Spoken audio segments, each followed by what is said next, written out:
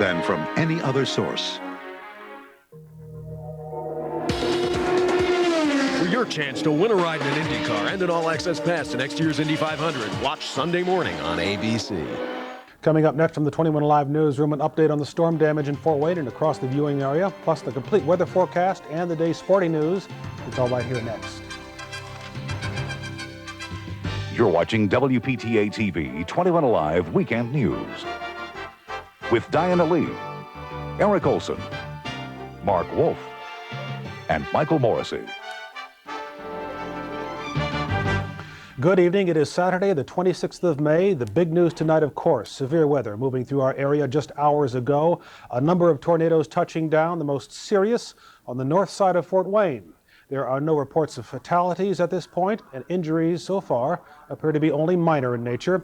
Jeanette Liu joins us now from Northcrest Shopping Center, where much of the damage appears to have occurred. Jeanette, what can you tell us? Well, Eric, I'm here with Officer Tom Rhodes with the Fort Wayne Police Department. Can you tell us about the damage here at Northcrest? Well, we had approximately 40 cars that were completely destroyed due to the storm, tossed about and on top of each other.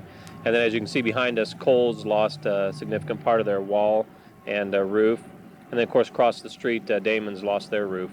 And again, there were no serious injuries across town. Right, we've been very fortunate, just reports of minor injuries at this time. You've actually gone around and looked at some of the damage. What is the worst that you've seen?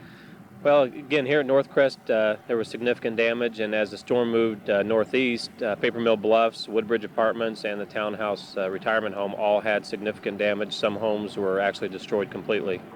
And what are you hoping that people are going to be doing now that the storm is gone? Well, we'd like to remind everyone to stay away from the damaged areas, that we're going to have extra patrols out tonight, securing the property of those who could not stay at home tonight.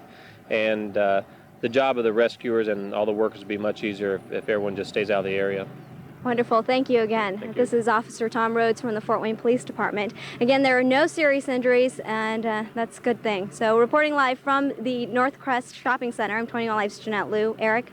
All right, Jeanette, the lack of injuries is really miraculous this evening. Thanks very much. You're welcome. Residents of the Townhouse Retirement Community on Washington Center Road ran for shelter as that storm blew in. 21 Alive's Diana Lee spent the evening in that area, and Diane, the big concern, of course, is injuries. That's right, exactly what Jeanette said. We are so lucky that we've only had several minor injuries reported among the handful of townhouse residents, but all they were treated at the scene by the EMS crews. And as far as damage in the area, I used to live in Woodbridge, and I was just amazed at the large number of trees that were just blown over and down. Even the steeple that had been on top of the townhouse was on the ground.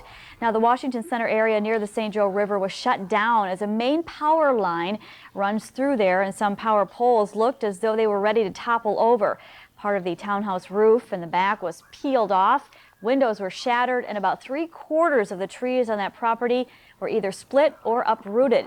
In that neighborhood near the townhouse, an entire line of trees that separated it from Concordia Seminary was down. Many of those large trees were blocking the streets. Several houses in that area were also damaged. One man was working at the townhouse when the storm hit. It even threw his car out of the parking lot and into the street.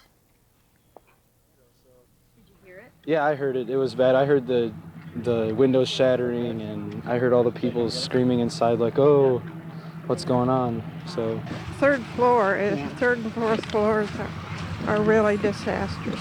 But you're okay? Yeah, I was down in the bomb shelter. So they took you in the shelter then? Mm-hmm. Now, across the street in the Paper Mill Addition, houses were damaged and one business was torn apart. The residents of the townhouse were taken by CityLink to Memorial Coliseum, so if you haven't been able to contact them, you should go there to find them. Now, crews, as Tom Rhodes told Jeanette, will be out all night. Of course, they're trying to get power back online, and they're trying to check for structural damages to most of these buildings. So, boy, we were really very lucky so far not to have any reports of serious injuries or deaths. We're going to hear that for several days, how miraculous it appears, at least at this point. We've heard that several times tonight. Yeah. All right, Diana, thanks very much. You're welcome. And of course, that storm is now blown through the 21 Alive viewing area, well off into Ohio. Michael, what's it look like right now?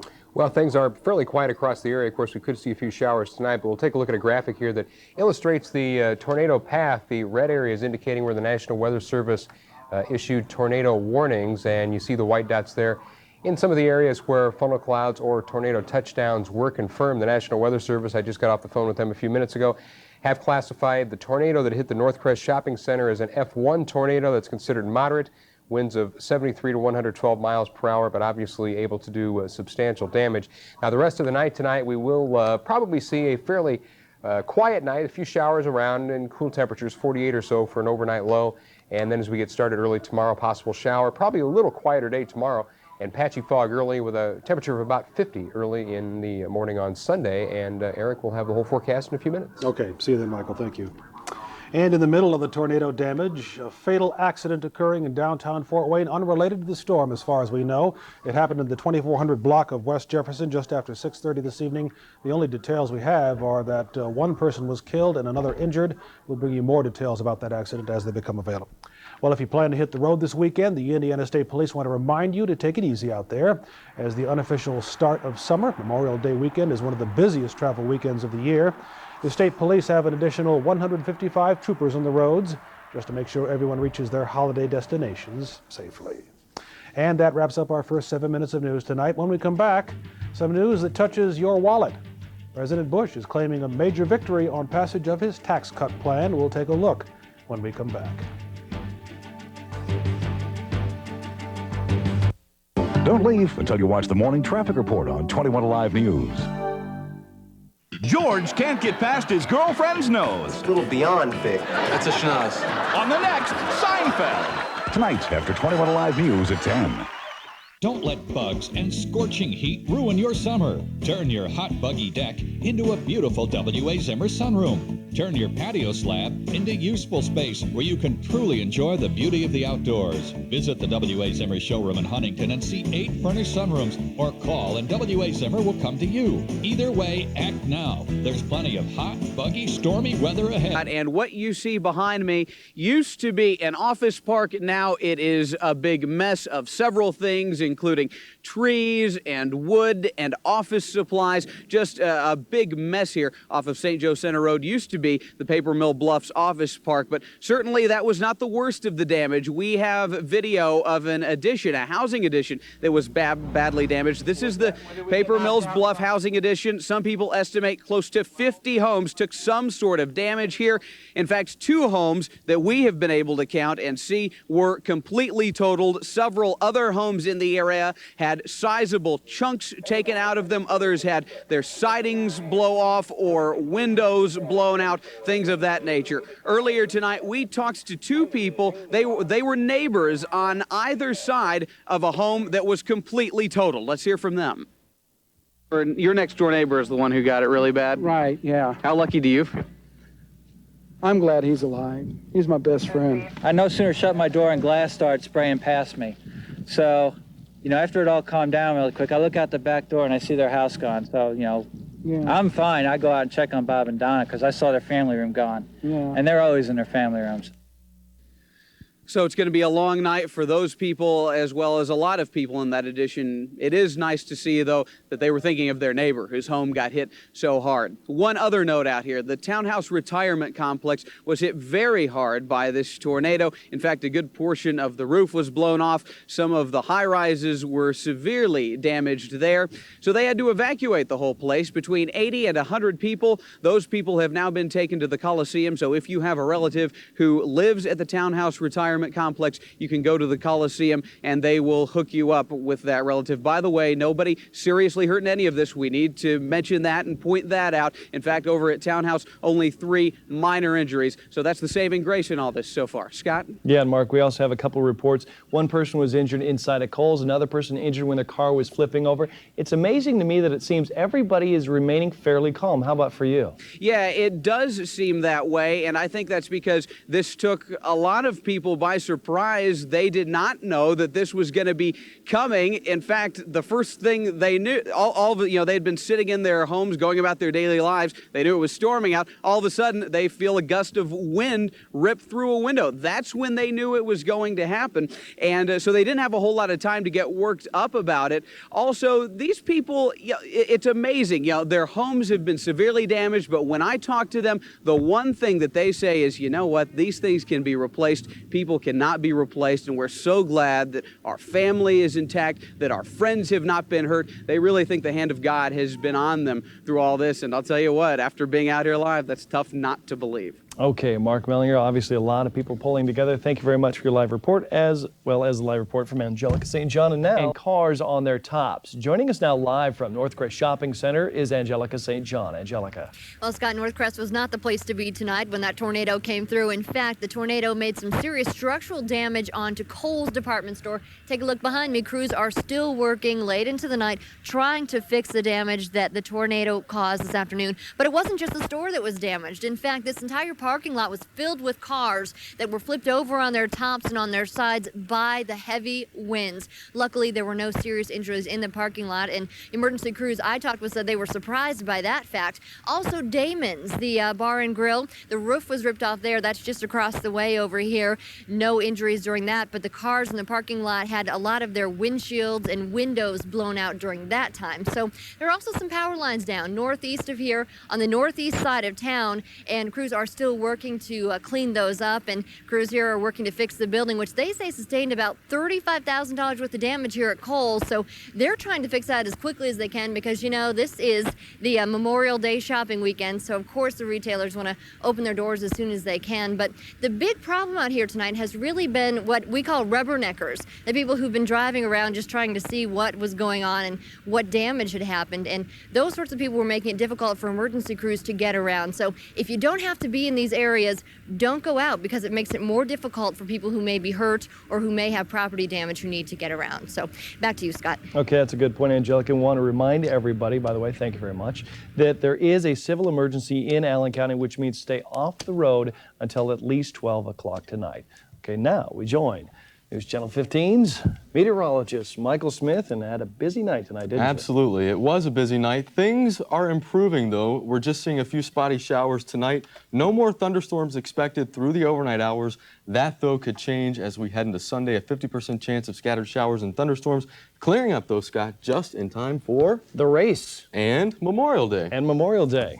And my barbecue. That's right. I'm not having a barbecue. Oh, come on. Thanks for watching, everybody. For Brad, for Michael, for Sandy, for Mark, for Angelica, for the entire crew here, which did a fantastic job tonight. Thanks for watching.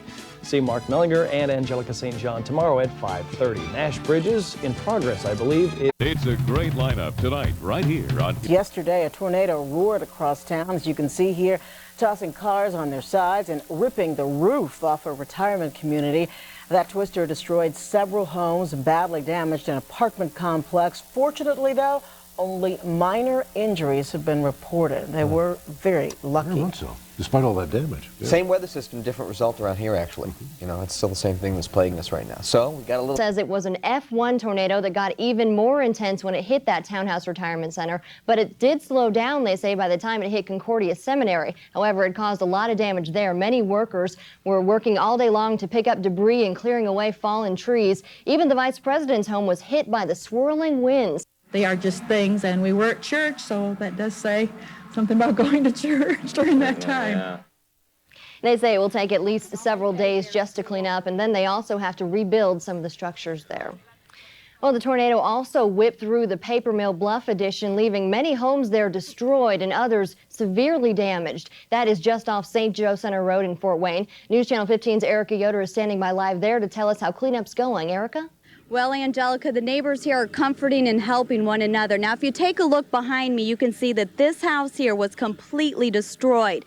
And farther down the street, the other homes are badly damaged. Now, we spoke to one couple who virtually lost everything, and they're lucky to be alive. Okay. Donna and Bob Mosby are in disbelief. They were home last night in their family room when the tornado ripped through their house and completely destroyed it. When the twister hit, Bob grabbed his wife and told her to get down on the ground.